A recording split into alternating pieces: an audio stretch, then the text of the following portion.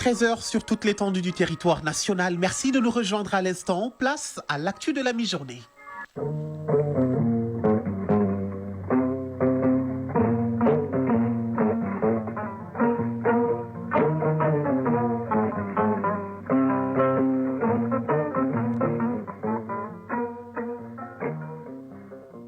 Le journal, Moussa Papa Aïdara. À la une de l'actualité, réduire les risques, investir dans la résilience, tel est le message du ministre chargé de la protection civile.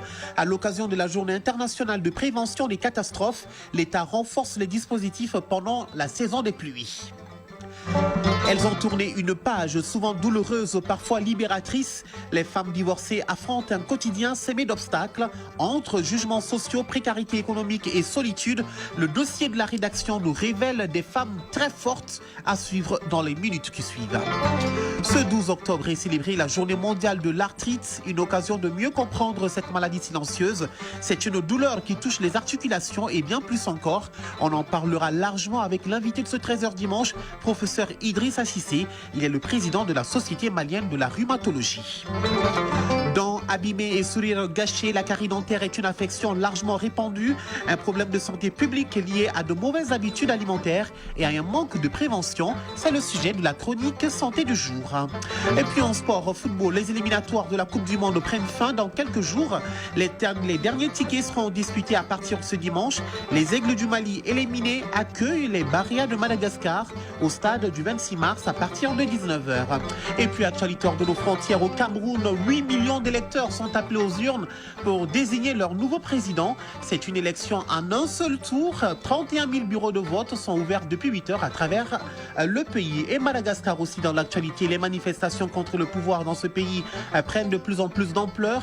Hier, des groupes de soldats ont rejoint le cortège dans les rues d'Antananarive et un contingent de l'armée malgache a appelé à refuser les ordres de tirer sur les manifestants. Mesdames, Messieurs, bonjour et bienvenue à cette édition. Ce communiqué qui nous émane du ministère des Affaires étrangères et de la coopération internationale. Le ministre des Affaires étrangères et de la coopération internationale de la République du Mali a pris connaissance de la mise en place par les États-Unis d'Amérique à partir du 23 octobre 2025 d'un programme pilote de caution de visa pour les ressortissants maliens éligibles pour un visa d'affaires ou de tourisme de type B1, B2 et le versement d'une caution de 5 000 ou 10 000 dollars américains pour l'obtention du dit visa. Le ministère, tout en prenant acte de cette mesure, déplore la décision unilatérale du gouvernement américain qui porte atteinte aux dispositions de l'accord relatif à l'institution du visa de longue durée à entrée multiple entre les deux États, entré en vigueur le 14 avril 2005. Eh bien, en application de la réciprocité, le Mali décide d'instaurer un programme de visa identique, imposant aux ressortissants américains les mêmes conditions et exigences que celles appliquées aux citoyens maliens. Le ministère rappelle que le Mali a toujours collaboré avec les États-Unis d'Amérique en matière de lutte contre l'immigration irrégulière dans le respect du droit et de la dignité humaine. Enfin, le ministère des Affaires étrangères et de la coopération internationale réaffirme l'engagement du gouvernement du Mali à promouvoir les relations de coopération fructueuses avec les États-Unis d'Amérique dans le cadre du dialogue et du respect mutuel. La 8e édition du Salon de l'Habitat de Bamako a refermé ses portes hier après-midi au Centre international de conférence de Bamako. La cérémonie de clôture était coprésidée par le ministre de l'Urbanisme et celui du Commerce. Pendant 3 jours, les participants venus de la sous-région et du Mali ont débattu des thématiques liées à la résilience face aux crises urbaines. À la fin des travaux, les participants ont formulé des recommandations en lien avec la facilitation de l'accès au financement immobilier. Le point avec Youssouf Takité. La résilience face aux crises urbaines, c'est cette thématique qui a été débattue pendant les 3 jours du Salon de l'Habitat de Bamako, Sahaba 2025. L'une des préoccupations majeures du secteur de l'immobilier, c'est la problématique du financement. C'est pourquoi l'essentiel des recommandations est allé dans ce sens.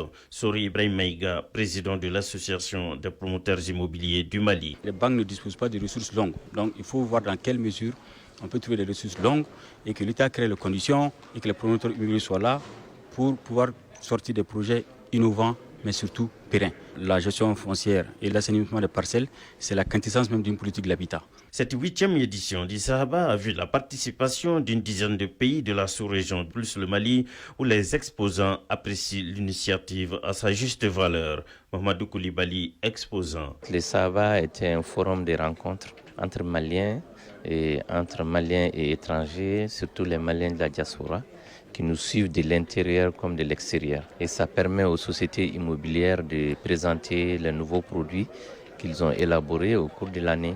Néné Diallo Saré, exposante. Une très belle initiative, une très belle idée qui permet à nous, les acteurs aujourd'hui de l'habitat, de pouvoir exposer nos compétences, nos différents produits qu'on propose pour une meilleure accessibilité au logement et à l'habitat. L'une des missions phares du ministère de l'Urbanisme, c'est la mise en œuvre des politiques d'urbanisme réglementaire et le contrôle du respect des lois et règlements en matière de construction et d'habitat, des questions largement débattues au cours de ce 8e Sahaba. Imran Ablaye Touré, ministre de l'Urbanisme, de l'Habitat, des Domaines, de l'Aménagement du Territoire et de la Population. Permettez-moi avant tout de féliciter chaleureusement l'ensemble des participants, les conférenciers, les exposants, les partenaires techniques et financiers ainsi que les visiteurs pour la qualité de leur engagement et leur contribution à la réussite éclatante de cette édition. Le thème de cette année a mis en lumière un enjeu crucial pour nos villes. Comment renforcer leur capacité à faire face et à s'adapter aux multiples crises, qu'elles soient environnementales, économiques, sociales, sanitaires ou sécuritaires, tout en assurant un développement harmonieux, inclusif et durable. L'Association des promoteurs immobiliers du Mali, initiatrice du salon, milite quotidiennement pour l'amélioration et la performance du secteur immobilier au Mali. Financer la résistance par les catastrophes, c'est le thème de l'édition 2025 de la Journée internationale de prévention des catastrophes. Célébrée chaque 13 octobre, la journée est mise à profit pour sensibiliser à la réduction des risques et promouvoir une culture mondiale de la prévention des risques. À la veille de la célébration, le ministre chargé de la protection civile rappelle quelques mesures prises par les autorités face aux probables difficultés pendant la saison des pluies. Les explications de Awa Adama Koulibaly. Les inondations qui s'ensuivent font vite oublier les bienfaits qu'elles apportent. Réduire les risques de telles catastrophes, tel est l'objectif de la célébration de cette journée. Général de division Daoud Ali Mohamedine, ministre de la Sécurité et de la Protection civile. Alors que les coûts directs des catastrophes ont atteint environ 202 milliards de dollars par an, le rapport d'évaluation mondiale sur la réduction des risques de catastrophe 2025 estime que le coût réel est 11 fois plus élevé. Cette situation est en partie due à la multiplication des phénomènes météorologiques extrêmes, mais aussi à des investissements aveugles aux risques qui accroissent l'exposition et la vulnérabilité des personnes et des biens. Le changement de stratégie n'est plus une option, mais une urgence pour protéger les communautés et renforcer leur résilience face aux aléas naturels et technologiques. Financer la résilience, pas les catastrophes, le Mali l'a bien compris. Les expériences tirées de la gestion des catastrophes vécues par notre pays ont permis la mise en œuvre des mesures préventives de réduction des risques de catastrophes à travers, entre autres, le démarrage des opérations de libération des servitudes des cours d'eau, le curage des collecteurs, la mobilisation d'un fonds spécial destiné à l'achat de moyens d'intervention au profit des services de secours et le relèvement post-crise pour les sinistrés des inondations. Au Mali, comme ailleurs dans le monde, les catastrophes sont de plus en plus fréquentes, coûteuses et dévastatrices. Merci beaucoup, Awa Adama Koulibaly, pour toutes ces explications. Ce 12 octobre, je vous l'annonçais dans les titres, est célébrée la journée mondiale de l'arthrite afin de faire connaître cette affection et sensibiliser le grand public pour qu'il puisse comprendre et reconnaître les signes qui doivent mener à consulter un médecin. L'arthrite, bien sûr, est un terme qui regroupe plusieurs maladies caractérisées par l'inflation des articulations et d'autres parties du corps dont les plus connues au Mali sont l'arthrose, la polyarthrite rhumatoïde. Eh bien, pour en parler, nous recevons le professeur Idrissa Cissé. Bonjour. Bonjour, monsieur. Alors donc, je précise que vous êtes le président de la Société malienne de la rhumatologie. Et déjà, c'est quoi la Société malienne de la rhumatologie ? La Société malienne de rhumatologie est une société savante qui a été créée en 2015, dont l'objectif et les missions principales, c'est une mission de santé publique.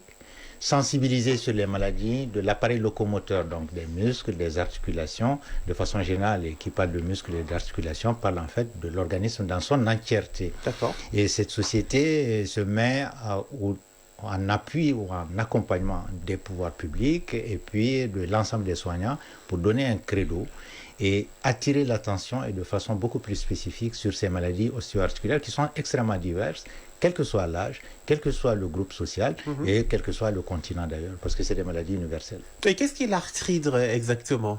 L'arthrite, en fait, c'est un terme générique. Ça, si on décompose littéralement le terme, it en grec, ça veut dire inflammation. Arthrose, c'est l'articulation. Et l'articulation, c'est une zone où se rencontrent plusieurs segments d'os. Donc, c'est une inflammation de l'articulation. Ça ne présage pas de la cause de l'irritation de l'articulation. Donc, c'est un signe qui est assez courant et invalidant parce que les articulations, quand elles sont irritées, elles sont douloureuses, elles gonflent. Et qui parle de gonflement parle de réduction de la liberté de mouvement de l'articulation. Donc, à terme, au niveau plus général, c'est d'avoir un désagrément pour la personne et à terme ça peut déboucher sur un handicap.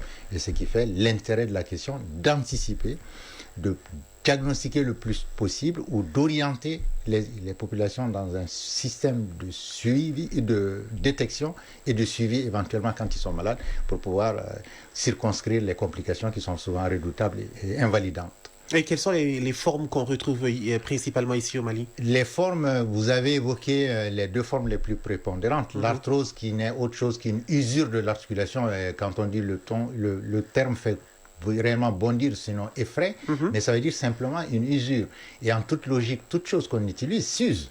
Donc, et l'usure est proportionnelle à l'usage qui en a été fait, donc par rapport à l'âge. Plus on avance en âge, pour vous donner une idée, à partir de 50 ans, chacun d'entre nous développe de l'arthrose et développera de l'arthrose. Maintenant, la cadence et la gravité dépendra de nos habitudes, de notre poids, de notre profession, etc., ou d'autres comorbidités, d'autres maladies associées. On peut éviter? Non.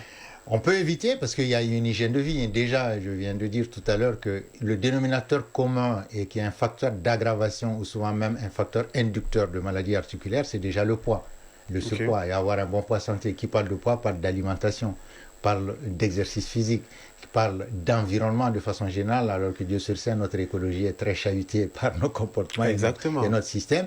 Donc, qui fait que quelquefois, l'organisme lui-même perd le contrôle, ne se reconnaît pas lui-même, donc s'attaque à lui-même. Vous savez, philosophiquement, en sociologie, tolérer, c'est accepter l'autre. Et en médecine, et par rapport à ces maladies-là, il y a des maladies où on ne se tolère pas soi-même.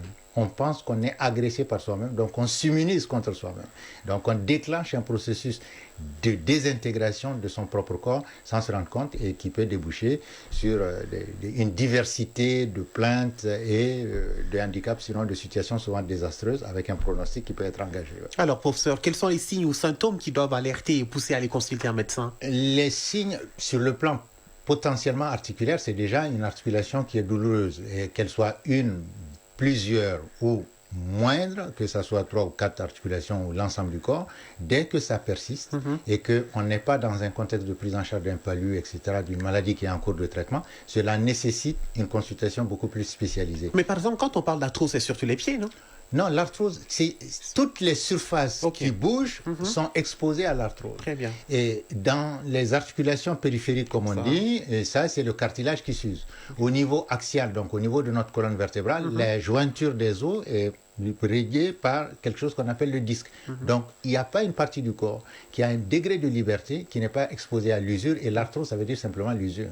La polyarthrite rhumatoïde que vous avez évoquée, c'est les maladies où on s'immunise contre soi-même et qui est une maladie essentiellement féminine, 9 à 8 femmes sur 10 pour un homme. Donc vous voyez, donc elles sont essentiellement féminines avec toutes les conséquences. Parce qu'elles prennent plus de poids. Elles prennent plus de poids, mais il y a un facteur régulateur important qui est le facteur des hormones. Et les hormones sont aussi régulées et médiées par notre alimentation, l'environnement, les produits cosmétiques qu'elles utilisent. Et tout un ensemble, il y a vraiment un environnement comportementale, que ça soit alimentaire, que ça soit vestimentaire, que ça soit cosmétique, qui peut exposer. Donc vestimentaire. Vestimentaire. Pour la simple raison que quand vous avez une peau qui ne tolère pas le nylon, le synthétique, ou bien ce qu'on appelle les bijoux fantaisie, le nickel et le chrome, vous pouvez développer des réactions. Et en vous grattant, vous pouvez faire rentrer un microbe dans le corps qui va s'accrocher ou s'amarrer dans une articulation et vous faites une arthrite septique. Maintenant, la cause, elle est infectieuse. Ça peut être tuberculeux, ça peut être cancéreux, ça peut être le diabète, ça peut être la goutte. Toutes ces maladies, il y a tout un panel qui peut donner des expressions articulaires et les causes sont extrêmement diverses et souvent quasiment les unes à l'antipode des autres. D'accord. Est-ce qu'il y a des facteurs favorisants comme l'alimentation? Les facteurs favorisants, tout ce qui peut contribuer au gain pondéral, donc tous les aliments, la consommation immodérée des aliments à goût sucré ou du sucre, les aliments gras, sont des facteurs, et entre autres, les protéines de façon exagérée. On a parlé de la goutte, c'est quoi? On dit aux gens la viande rouge, il faut laisser parce que c'est riche en protéines. Au-delà de la viande rouge, dans notre milieu, on va dire alimentaire, la chose la plus proche de la viande rouge, c'est par exemple le haricot. Qui est une source de protéines énorme et qui est une consommation exagérée, le chocolat, etc. Il y a tout un ensemble. Pourtant, on aime bien le chocolat. Ah bah, oui, et c'est vrai que c'est un bon déstressant, mais il a l'inconvénient aussi de faire capitaliser le poids. Donc on se retrouve au bout du tunnel avec une arthrose facilement. Alors, professeur, on parle du traitement. Quels sont les traitements? Est-ce que ces traitements sont disponibles au Mali? Les traitements sont disponibles et cependant il y a un bémol parce que c'est des maladies dont déjà le diagnostic pose énormément de problèmes. Parce que nos structures hospitalières, c'est vrai, l'État consent un effort, mais elles ne sont pas à hauteur de souhait pour prendre en charge ces maladies qui sont de plus en plus courantes et découvertes. Et ça, c'est la première des choses. Les diagnostics moyens, c'est à peu près 150 000 francs. Vous imaginez pour la poche du Malien. Et ces maladies, généralement, qui sont chroniques, quelquefois, l'ordonnance mensuelle tourne aux alentours de 35 000 francs. Waouh! Vous imaginez, et le médicament peut ne pas être disponible parce qu'il faut déjà, même si la maladie est soignable, si le médicament n'est pas disponible, c'est un problème. Si le médicament est disponible, vous ne pouvez pas acheter, c'est comme il n'est pas disponible. Ah ben oui. Et si vous achetez le médicament, il est disponible, vous l'achetez, il faut que vous le tolériez. D'accord? Donc vous voyez, donc c'est un ensemble, et 35 000 francs coût mensuel moyen d'une ordonnance de maladie de rhumatisme inflammatoire, pour la bourse du Malien, il y a de quoi. Il faut bien que l'État intervienne parce que c'est la variable d'ajustement de l'accessibilité. Et en gros, l'arthrite peut être guérie ou simplement soulagée? Ça peut être guéri, hein, je vous ai dit, les causes sont diverses. Quand elle est infectieuse, elle est microbienne, elle est tuberculeuse, il suffit de traiter l'infection, ça guérit. Quand par exemple c'est la goutte, c'est un problème métabolique, le diabète qui est une maladie chronique, on est parti pour longtemps. Quand c'est une auto-immunité, parce qu'on a du mal à se concevoir ou à s'accepter, on peut ralentir le processus, le mettre en veilleuse, mais c'est des maladies chroniques. Mais le terme guérison ou le concept de guérison est très aléatoire. Hein. On guérit du palu, mais on en fait combien de fois dans sa vie? Plusieurs fois. Le diabète, on n'en guérit pas, mais si on s'en occupe, on vit comme n'importe quelle personne qui n'a pas fait de palu ou qui n'a pas fait d'hypertension. Justement, qu'est-ce que vous recommandez aux patients? Nous recommandons aux patients d'abord une bonne hygiène de vie, un bon cadre de vie et des bons comportements. C'est la première des choses. Et deuxième des choses, dès que vous avez une plainte persistante au niveau articulaire, vraiment, il faut arrêter le traitement, on va dire un peu alambiqué, voir le tradipraticien du coin, c'est d'aller vers les structures hospitalières, les structures médicales. Les spécialistes, il n'y en a pas beaucoup, il n'y a qu'à Sikasso qui a un rhumatologue, mais la médecine est transversale. C'est d'aller vers les structures, consulter, ne pas faire d'automédication et ne pas attendre trop longtemps en essayant des recettes qui ne sont pas à hauteur de souhait. Les recettes de grand-mère, ça ne marche pas ici? Ça peut marcher. Ils vous diront toujours que vos grands-parents ont été soignés par ça, ils ont survécu, mais à un moment donné, c'est plus le même environnement, ce n'est plus les mêmes organismes parce que la nature s'est sérieusement détériorée et elle est quasiment à rébellion contre nous. Très bien, professeur. Et pour terminer, comment la Société malienne de rhumatologie participe-t-elle à la lutte contre ces maladies? Nous participons à la lutte contre ces maladies. Et nous sommes une des sociétés savantes qui existe depuis 2015.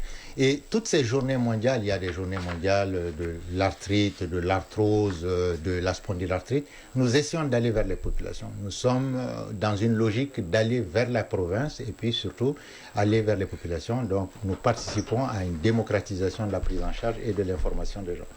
Et j'aimerais quand même signaler Société malienne de rhumatologie, à ne pas confondre avec le rhume. Hein. Non, la rhumatologie, c'est une spécialité qui s'occupe de l'appareil locomoteur, tout ce qui est os, articulation, donc les muscles, les tendons et la peau, qui les recouvre par-dessus. Très bien. Professeur, merci pour tous ces éclaircissements.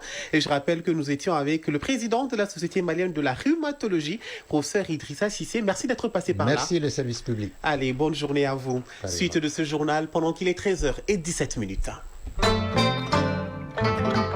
Actualité hors de nos frontières à présent. Au Cameroun, 8 millions d'électeurs sont appelés aux urnes pour désigner leur nouveau président. C'est une élection en un seul tour.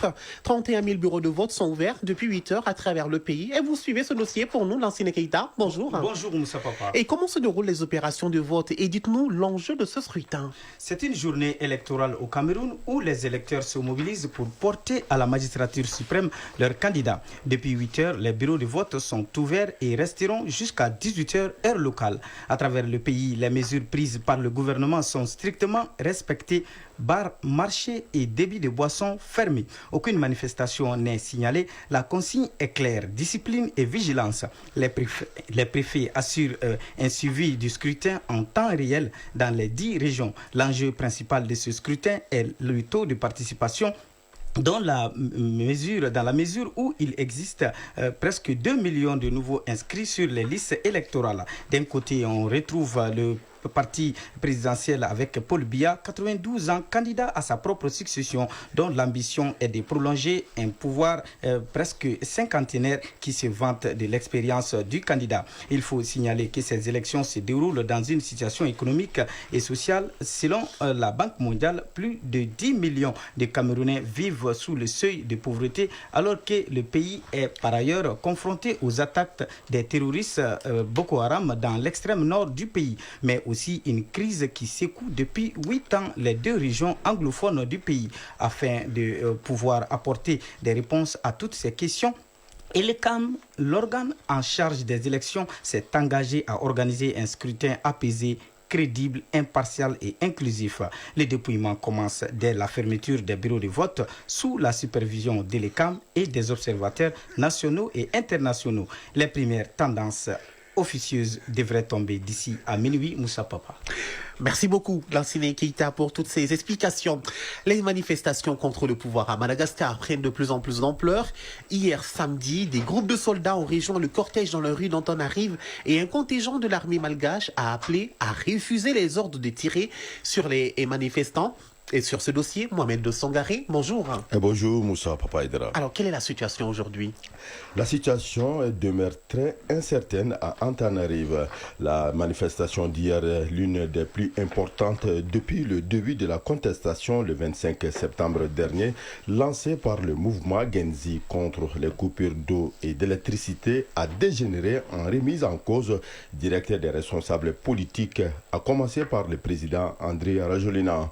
Le point de bascule a été l'entrée en scène de militaires. Selon les sources, une unité de l'armée de Kabza, corps d'armée, des personnels et des services administratifs et techniques aurait appelé à la désobéissance et à la protection des civils sur les réseaux sociaux. Des officiers de ce contingent auraient même annoncé dans une déclaration vidéo que désormais tous les ordres de l'armée malgache, qu'ils soient terrestres, aériens ou militaires, émaneront du quartier général du Kabza. De leur côté, les plus hauts gradés du commandement de la gendarmerie nationale ont pris la parole dans une allocution filmée. Ils ont reconnu certains abus au sein de leurs troupes et affirmé avoir pris des mesures, toujours selon les sources. Ils ont insisté sur le fait que dorénavant, les consignes et ordres émaneront uniquement du siège du commandement de la gendarmerie nationale. Ces messages entretiennent toutefois une ambiguïté quant au positionnement de la gendarmerie vis-à-vis du gouvernement. L'enjeu immédiat est de voir si l'appel à la désobéissance lancé hier par le groupe de militaires de l'armée de terre sera suivi. Hier soir, le nouveau Premier ministre a tenté de rassurant que le gouvernement gouvernement qui se maintient fermement était prêt à collaborer et à écouter toutes les forces, les jeunes, les syndicats et l'armée. Cependant, ce dimanche matin, le président André Rajoelina a réagi dans un communiqué dénonçant une tentative de prise du pouvoir illégale par la force contraire à la Constitution et aux principes démocratiques actuellement en cours sur le territoire national. Impossible pour l'air de savoir où il se trouve exactement. Le président, mais la présidence malgache appelle les forces vives de la nation à faire bloc pour défendre l'ordre constitutionnel et la souveraineté nationale. Moussa Papa Aïdara. Le dossier malgache, bien décrypté par Sangaré Mohamed. Merci beaucoup pour toute cette explication. Nous continuons avec vous, Bourama Traoré. Bonjour. Bonjour Moussa Papa Aïdara. En Côte d'Ivoire, la police a fait usage de gaz lacrymogène hier pour disperser les manifestants. Ces manifestants avaient défié l'interdiction d'une marche de l'opposition à Abidjan. La police a donc bloqué les routes principales, érigé des barricades et patrouillé à pied pour dissuader les rassemblements. Malgré ces déploiements massifs, les manifestants ont réussi à se rassembler par poche. Près de 300 personnes ont été interpellées par les forces de l'ordre selon le ministre de l'Intérieur. Le général Vagondo Yomande assure que les forces de l'ordre ont fait leur travail de façon régalienne et dans le strict respect des règles. Les personnes interpellées, préviennent-ils, seront traduites devant les juridictions compétentes pour répondre de leurs actes. En Guinée, le parquet de Sigiri annonce l'inculpation de 60 personnes pour incendie criminel, vol et meurtre. Cette inculpation fait suite à une manifestation sur le site de la société minière Weli Mining à Nyangasso le 4 octobre dernier qui a fait 2 morts, plusieurs blessés et d'importants dégâts matériels. Selon le parquet, la mobilisation avait été organisée pour réclamer le retrait de la convention de 20 personnes et la libération de 17 autres arrêtés dans le cadre d'une enquête pour vandalisme, vol et destruction de biens sur le même site le 24 septembre dernier. Les Seychelles, dans l'actualité, le leader de l'opposition, Patrick Hermini, remporte l'élection présidentielle. Il a obtenu 52,7% des voix contre 47,3% pour le président sortant Ram Kalawan, selon les résultats officiels publiés ce dimanche. Patrick Hermini a dirigé les Seychelles pendant 4 décennies avant de perdre le pouvoir en 2020. Je ne suis pas surpris par les résultats parce que l'humeur du pays était au changement et nous voulons des Seychelles meilleures, a-t-il déclaré. Au Proche-Orient, les habitants de Gaza se sont réveillés après une première nuit sans bombardement depuis la conclusion d'un accord de cessez-le-feu. C'est la première phase du plan du président Donald Trump pour ramener la paix dans la bande. 2000 prisonniers palestiniens doivent être échangés contre des derniers otages israéliens encore en vie. Dans le même registre, le président égyptien Abdel Fattah al-Sisi et son homologue américain président demain lundi à Sharm el-Sheikh en Égypte un sommet de la paix en présence des dirigeants de plus de 20 pays. Un sommet qui vise à mettre fin à la guerre dans la bande de Gaza, à renforcer les efforts pour instaurer la paix et la stabilité au Moyen-Orient selon un communiqué de la présidence égyptienne. Au Pakistan, le Premier ministre a condamné ce dimanche ce qu'il appelle les provocations de l'Afghanistan. L'Afghanistan a lancé hier une opération de représailles à leurs frontières communes. Il n'y aura aucun compromis sur la défense du Pakistan et chaque provocation sera suivie d'une réponse forte et efficace, a déclaré le Premier ministre pakistanais Shehbaz Sharif dans un communiqué. Les textes accusent également Kaboul d'abriter des éléments terroristes. Merci Bourama Traoré pour ce tour d'horizon. Merci.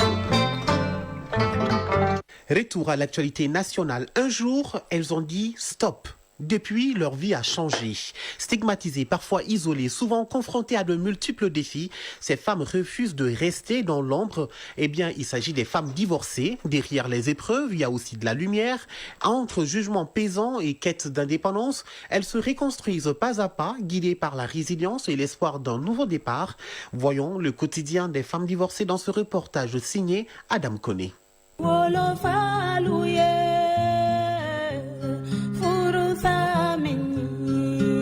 Le divorce est plus qu'une histoire de séparation de 2 conjoints.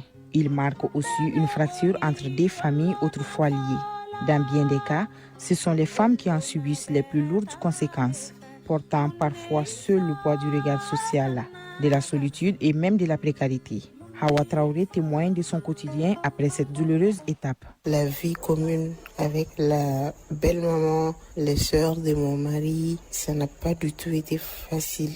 Mon mari se rangeait du côté de sa famille, chose très normale déjà. Mais que ce soit moi qui ai raison ou bien que ce soit elle qui a raison, j'étais toujours une perdante aux yeux de mon mari. Donc je me suis dit demain j'ai quitté la maison et heureusement j'ai pas eu d'enfant. Je ne suis plus en contact avec lui. Maintenant Je suis une femme épanouie. Je travaille comme caissière dans un restaurant de la place. Comme Hawa Traoré, cette autre femme divorcée qui a préféré garder l'anonymat traverse la même situation. J'ai rompu avec mon mari à cause de l'infidélité, mais aussi des injures. Après notre divorce, le tribunal lui a demandé de payer 10 000 francs CFA pour chaque enfant, mais il ne s'est pas exécuté. Je n'ai pas d'emploi, mais je suis en stage dans un service depuis 1 an. Je suis seule à prendre en charge mes enfants. Comme les femmes, les enfants payent souvent le plus fort de la séparation de leurs parents. C'est le cas de Sissi Jacqueline Sangari. Au fond, ça a laissé une blessure. Ce manque d'équilibre familial, le fait de ne pas voir ses parents ensemble, de devoir choisir entre l'un ou l'autre, de toujours faire la navette entre les deux, c'est quelque chose qui pèse. Quant au niveau scolaire, au début, j'étais souvent distraite en classe. Je pensais à la maison, à ce qui se passait, à ce que je voyais tout le temps, les embrouilles. Il y avait des jours où je n'avais même pas envie d'aller à l'école par peur. En revanche, Hawa Traoré, dont les parents ont également été divorcés, dit être moins affectée par cette rupture. Ça n'a pas eu d'impact sur mes études parce que j'avais déjà mon grand-père qui était là, qui s'occupait bien de moi, qui a pris aussi mes études en charge jusqu'à mes 16 ans. Et après, il y a mon beau-père qui a pris la relève. Je ne souffre pas du tout de leur séparation parce qu'aujourd'hui, rien ne me manque. En plus des difficultés au quotidien, les femmes divorcées souffrent des regards de la société, comme nous l'explique le sociologue Moustapha Kirakouya. D'abord, la pression due à la responsabilité de l'éducation des enfants, de leur instruction, de leur prise en charge. Nous pouvons dire que dans la société malienne, la femme divorcée fait très aisément l'objet d'un certain nombre de préjugés, d'étiquetage. Les conséquences psychologiques les plus fréquentes après une séparation sont notamment les déséquilibres émotionnels ou encore ce qu'on appelle la variance d'humeur, notamment la frustration, les sentiments d'abandon, l'isolement, manque d'estime de soi. On devient sceptique. En islam, l'homme a l'obligation de prendre en charge son ex-épouse pendant une période bien définie. Aboubak Sissé est imam. Pendant une période qui dure très généralement 3 mois linéaires. Et si la femme est enceinte, les maris continuent de la prendre en charge jusqu'à la naissance de l'enfant, y compris l'entretien et le logement. En revanche, la religion chrétienne ne prévoit aucune compensation financière après le divorce. Toutefois, une précision importante est à noter selon le prêtre abbé Daniel Camille, Togo. L'Église a le devoir d'accompagner ces femmes divorcées. Mais ce sont des âmes. Ce n'est pas parce qu'il y a eu divorce que ces personnes sont abandonnées. L'Église essaie de les accompagner à travers cet accompagnement spirituel, mais pas pour les soutenir financièrement, non. Parce que très généralement, lorsqu'il y a eu divorce, ces personnes sont vues comme une autre personne. Les gens les repoussent. Mais le rôle de l'Église est de les accompagner. Elle ne doit pas les rejeter. Certes, le divorce laisse des taches indélébiles, mais il n'est pas une fin en soi. Car, dit-on, un cœur a souvent 2 portes, l'une pour vous faire entrer et l'autre pour vous faire sortir. Sur un tout autre registre, cérémonie de présentation et de dédicace de l'ouvrage intitulé « Le ministère public en matière civile et commerciale au Mali », l'œuvre de recherche et de réflexion du docteur Djakarija Bagayogo, magistrat de son État, met en exergue le rôle crucial du ministère public au sein de l'appareil judiciaire. Aussi, l'auteur, à travers ce livre, renforce les capacités de recherche et de réflexion du monde universitaire et des praticiens de droit, surtout à un moment où notre secteur judiciaire est en pleine mutation. Le point de la cérémonie avec Arjumatina. L'ouvrage intitulé « Le ministère public en matière civile et commerciale au Mali » est une œuvre scientifique, intellectuelle, rondement menée par le magistrat Dr Djakarija Bagayogo. Ainsi, la cérémonie de présentation et de dédicace de l'ouvrage se veut un moment de consécration d'un travail de recherche, de persévérance, voire la matérialisation d'une pensée et l'expression d'une vision. Abdoulaye Diko, auditeur de justice. Au-delà du respect des exigences préalables, l'auteur s'est mis à l'abri de tout reproche sur le plan méthodologique. à travers la densité des renvois des bas de page, la richesse de la bibliographie, la qualité des auteurs cités, l'ordre des renvois, ainsi que surtout le respect de l'équilibre dans la rédaction. L'auteur a le mérite de décorer un ouvrage de 428 pages avec 1563 notes de bas de page. Professeur Djibril Sow, représentant du ministre de l'Enseignement supérieur et de la Recherche scientifique. Dr Bagayogo a non seulement mis la main sur les faiblesses, les difficultés de l'action du ministère public en matière civile et commerciale, dont il a indiqué les raisons, mais aussi il a proposé des solutions pour sortir de cette situation d'inertie, d'amorphisme. Membre du Conseil supérieur de la magistrature et auteur de plusieurs publications, Dr Jakaridja Bagayogo, juge d'instruction au pôle économique et financier pour en arriver à ce résultat, a fait preuve de courage et de rigueur intellectuelle. Dr Jakaridja Bagayogo, auteur du livre. Il y a des moments qui, par leur nature, en même temps leur particularité, émeuvent immanquablement lorsqu'ils surviennent dans la vie d'un homme. La cérémonie qui nous regroupe ce jour relève sans aucun doute de cet ordre pour moi, tant elle est empreinte de solennité qui est hautement riche en chaleur humaine. Au regard de l'importance du ministère public dans notre système judiciaire, il importe ainsi de souligner le bien fondé et la nécessité de ce sujet. Mamoudou Kassogué, ministre de la Justice et des Droits de l'Homme, garde des Sceaux. Jack est un magistrat rigoureux et travailleur, intellectuellement dense et techniquement impressionnant. Il est bon au siège comme au parquet, avec un sens aigu de la responsabilité et de la dignité attachée à la qualité des magistrats. Cette cérémonie atteste de l'émergence d'une nouvelle génération d'acteurs de la nouvelle justice, porteuse d'une dynamique réformatrice, tournée résolument vers l'institution d'une justice crédible, moderne, intègre, efficace et respectueuse des droits et libertés des citoyens. L'ouvrage intitulé « Le ministère public en matière civile et commerciale au Mali » se positionne désormais comme un instrument de transmission du savoir, un outil de dialogue entre universitaires et praticiens de droit, bref, un moyen de construction, de renforcement et de consolidation de l'état des droits.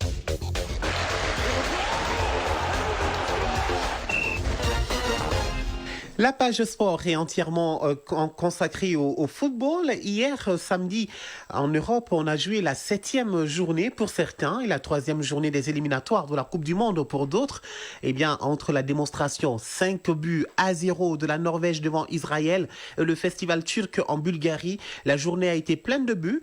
Eh bien, sur le continent, les éliminatoires de la Coupe du Monde prennent fin dans quelques jours. Les derniers tickets seront disputés à partir de ce dimanche. Les Aigles du Mali éliminés accueillent les Baréas de Madagascar au stade du 26 mars à 19h. Voyons tout cela avec Famourou Djurté. Seuls le Maroc, la Tunisie, l'Égypte et l'Algérie ont déjà validé leur ticket pour la phase finale de la Coupe du Monde 2026 en Afrique. Dans les autres groupes, la lutte est encore serrée. La 10e journée sera donc âprement disputée à travers le continent. Le Sénégal, le Bénin, le Cap-Vert n'ont que 2 points d'avance sur leur poursuivant direct. La Côte d'Ivoire, elle, a encore plus de pression puisqu'elle ne dévance le Gabon que d'une seule unité. En revanche, le Ghana devrait jouer avec moins de pression. Les Black Stars sont à 3 longueurs devant les Baréas de Madagascar, 2e du groupe I, qui se déplace ce dimanche pour défier le Mali qui est hors course. Les Aigles du Mali, déjà éliminés, aborderont cette dernière journée sans pression. Ils tenteront de finir sur une bonne note afin de préserver leur honneur et offrir à leurs supporters une prestation convaincante pour clôturer leur parcours. Mali-Madagascar, c'est à partir de 19h GMT au stade du 26 mars. Outre ces calculs, entre des équipes de même groupe, la lutte sera aussi entre les équipes classées 2e. Les 4 meilleurs à l'issue de cette journée disputeront un tour de barrage. À ce stade de la compétition, le Gabon, Madagascar, la République démocratique du Congo et le Burkina Faso sont en pole position. Mais il faudra surveiller le Cameroun, l'Ouganda, la Namibie et l'Afrique du Sud qui pourraient créer des surprises. Le classement des meilleurs buteurs des éliminatoires africaines pour la Coupe du Monde 2026 a beaucoup évolué après la 9e journée. Longtemps leader Denis Bouanga du Gabon cède désormais la première place à Mohamed Salah, auteur d'un doublé lors de la victoire de l'Égypte face à Djibouti. L'attaquant de Liverpool porte ainsi son total à 9 buts en 9 matchs. Derrière lui, Denis Bouanga reste en embuscade avec 8 réalisations, tout comme l'international malien Kamori Doumbouya et l'Algérien Mohamed Amoura. Ces 3 joueurs se disputent la deuxième marche du podium à une journée de la fin des éliminatoires. La belle remontée est signée Pierre-Emerick Aubameyang. L'attaquant du Gabon a inscrit un quadruplé lors du dernier match, ce qui lui permet d'intégrer directement le top 6 avec 7 buts en seulement 5 matchs disputés. Le Ghanéen Jordan Ayew, 7 buts en 9 matchs, et le Kenyan Michael Olunga, 6 buts, complètent ce top 7 dominé par des attaquants. En Europe, on a joué la 7e journée pour certains et la 3e des éliminatoires de la Coupe du Monde pour d'autres groupes. La journée du samedi 11 octobre 2025 a démarré fort avec le duel de la 7e journée dans le groupe K entre la Lettonie et Andorre. Les deux sélections ont partagé les points. Andorre obtient ainsi son premier point de la campagne. Dans le groupe F, la Hongrie a pris 3 points précieux au Puskás Arena devant l'Arménie en s'imposant 2-0. C'est la première victoire de la Hongrie après 3 journées. 7e journée dans le groupe I, la Norvège a été sans pitié 5-0 face à Israël avec un Erling Haaland des grands soirs, auteur d'un triplé au 27e, 63e et 72e minutes de jeu. La Turquie n'a fait qu'une bouchée de la Bulgarie à l'occasion de la 3e journée dans le groupe E. Score 6-1. Le jeune prodige du Real Madrid Arda Güler a ouvert le score à la 11e minute de jeu. Dans ce même groupe, l'Espagne s'est imposée 2-0 face à la Géorgie. L'Espagne signe un sans faute 3 victoires en 3 matchs. La Turquie reste deuxième derrière l'Espagne. Dans le groupe K, on a joué la 7e journée. L'Albanie s'est imposée à l'extérieur face à la Serbie sur le score d'1-0. Les Albanais sont deuxièmes du groupe derrière l'Angleterre. Service minimum pour le Portugal dans le groupe F dans le cadre de la 3e journée. Il a fallu attendre le temps additionnel de la seconde période pour voir Ruben Neves délivrer tout un peuple. Cristiano Ronaldo avait auparavant manqué l'occasion de donner l'avantage aux siens sur penalty à la 75e minute de jeu. 3-3 donc pour le Portugal qui domine ce groupe. Enfin, l'Italie s'est redonné des chances d'y croire avec une victoire 3-1 en Estonie. L'Italie est deuxième avec 12 points derrière la Norvège. Sur le plan local, si les Aigles seniors n'iront pas à la Coupe du Monde 2026, leurs cadets sont en course dans le tournoi qualificatif de l'UFOA pour la CAN des moins de 17 ans en 2026. Le Mali s'est qualifié pour la demi-finale du tournoi en faisant match nul 2-2 contre la Gambie lors de la 3e journée de la phase de groupe. Dans l'autre rencontre du groupe A, la Guinée-Bissau a largement battu le Libéria par 4-1 après avoir été menée au score. Grâce à ces succès, la Guinée-Bissau boucle la phase de poule en tête du classement avec 6 points devant le Mali 5 points. La Gambie, malgré un total honorable de 4 unités, quitte la compétition prématurément tandis que le Libéria termine lanterne rouge sans le moindre point au compteur. La 3e journée de la poule B se joue ce 12 octobre. Le Sénégal sera face à la Mauritanie au stade Mamadou Konaté et la Guinée jouera contre la Sierra Leone au stade Ouenzien Coulibaly. Les 2 matchs se joueront en simultané à 16h GMT. Focus Santé. Au Mali, beaucoup de personnes souffrent de la carie dentaire. Cette infection bactérienne détruit progressivement la dent. Elle commence par une simple lésion de l'émail et peut évoluer vers la destruction totale de la structure dentaire. Les aliments sucrés et une mauvaise hygiène bucco-dentaire sont les principales causes de cette affection. Comment la traiter et surtout la prévenir, suivant Koumba Sissé. Une dent trouée, souvent totalement pourrie, peut provoquer des difficultés à mâcher les aliments, une sensation accrue au chaud ou au froid, des douleurs dentaires atroces et des inflammations. Voilà autant de désagréments causés par la carie dentaire, un mal qui affecte bon nombre de Maliens. C'est pourquoi le Centre national de dentostomatologie, professeur Amadi Traoré, reçoit des centaines de patients par jour. Mariam Diara, patiente. Je souffre de la carie depuis 15 ans. À cause de la douleur, je ne dors pas la nuit et je ne supporte pas l'eau fraîche. Je suis venue pour le rendez-vous et je veux poser une dent artificielle. Alici, chirurgien dentiste au Centre national de dentostomatologie, professeur Amadi Traoré. La cause principale, c'est beaucoup plus lié à l'alimentation sucrée. Donc c'est cette alimentation sucrée qui entraîne une déminéralisation au niveau des tissus durs de la dent, entraînant un trou au niveau de la dent. Et la deuxième cause aussi, c'est la mauvaise hygiène bucco-dentaire. La carie est souvent silencieuse car au début de l'infection, le patient ne ressent aucune douleur. Progressivement, elle évolue vers la destruction totale de la dent. Au stade 1, on va trouver que la carie elle est amélaire. Au niveau de l'émail, c'est un tissu qui est purement minéralisé à ces stades, donc il n'y a pas de douleur. Donc une fois que la carie elle dépasse le tissu le plus minéralisé de la dent, elle atteint la deuxième couche de la dent qu'on appelle la dentine. Donc à ces stades, la douleur, elle commence à venir. Donc c'est des douleurs qui sont provoquées par le chaud, le froid et les aliments qui sont acides. Donc une fois qu'elle dépasse les niveaux de la dentine, donc elle arrive à un stade beaucoup plus avancé Donc c'est ces stades qu'on appelle la pulpite dentaire. Et à ces stades, pratiquement, quand les patients consultent, vraiment, ça trouve que la douleur elle est très avancée. C'est des douleurs qui sont nocturnes, qui sont insomniantes et qui ne cèdent pas aux antalgiques. Donc à ces stades, pratiquement, il faut une consultation en urgence pour pouvoir soulager les patients. Cette infection bucco-dentaire peut toucher toutes les dents et pour la traiter, il y a plusieurs options. Par exemple, si la carie elle n'a pas atteint des stades beaucoup plus avancés, c'est-à-dire jusqu'à un délabrement coronaire important, dont on n'est pas face à l'extraction dentaire, on peut passer par plusieurs procédures thérapeutiques, c'est-à-dire les thérapeutiques restauratrices ou bien les thérapeutiques qui sont moins invasives et jusqu'à des thérapeutiques endodontiques qui sont plus invasives. Donc pour les thérapeutiques restauratrices, donc on fait ce qu'on appelle le plombage de la dent, la restauration au composite, les thérapeutiques de coiffage quand on est à proximité de la pulpe et les thérapeutiques plus invasives, là où l'inflammation pulpaire est beaucoup plus avancée, là on procède à ce qu'on appelle des thérapeutiques endodontiques, les traitements des racines. Si la carie n'est pas traitée, elle peut avoir un impact sur d'autres organes comme le cœur. La carie dentaire peut entraîner plein de complications. La première complication, c'est l'abcès. Abcès, c'est-à-dire un gonflement au niveau de la joue. Après l'abcès, ça peut évoluer ce qu'on appelle une cellulite. Là, il commence à avoir une petite extension. De la cellulite, ça peut évoluer ce qu'on appelle les phlegmons. Donc ça devient, l'infection peut être généralisée. Vous savez que la dent, elle est en contact avec la circulation générale.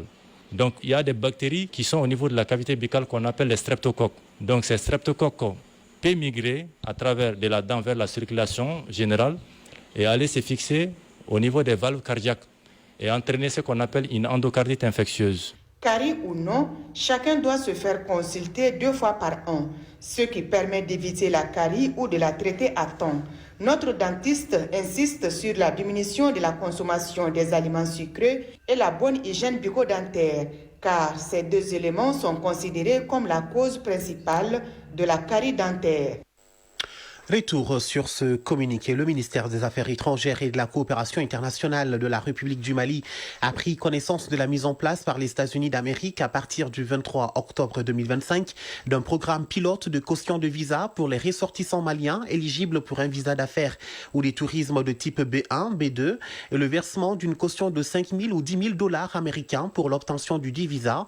Le ministère, tout en prenant acte de cette mesure, déplore la décision unilatérale du gouvernement américain qui porte atteinte aux dispositions de l'accord relatif à l'institution du visa de longue durée à entrée multiple entre les 2 États, entré en vigueur le 14 avril 2005. En application de la réciprocité, le Mali décide bien sûr d'instaurer un programme de visa identique imposant aux ressortissants américains les mêmes conditions et exigences que celles appliquées aux citoyens maliens. Le ministère rappelle que le Mali a toujours collaboré avec les États-Unis d'Amérique en matière de lutte contre l'immigration irrégulière dans le respect du droit et de la dignité humaine. Enfin, le ministère des Affaires étrangères et de la coopération internationale réaffirme l'engagement du gouvernement du Mali à promouvoir les relations de coopération fructueuses avec les États-Unis d'Amérique dans le cadre du dialogue et du respect mutuel. Ainsi se referme ce journal de 13h au-delà de 45 minutes. Présenté par Moussa Papaïdara, tous les plaisirs étaient pour moi. Mise en onde bien assurée par Bintou Traoré, réalisation Lansine Keita, mise en ligne Cheikh Abdelaziz Koulibaly, coordination Bourama Traoré. Merci à tous pour votre attention. Vous retrouverez tout à l'heure Rétro 7 avec Lansine Keita. En attendant, prenez soin de vous et des autres et n'oubliez surtout pas, garde le sourire, quoi qu'il arrive. Brillante journée à tous sur le RTM.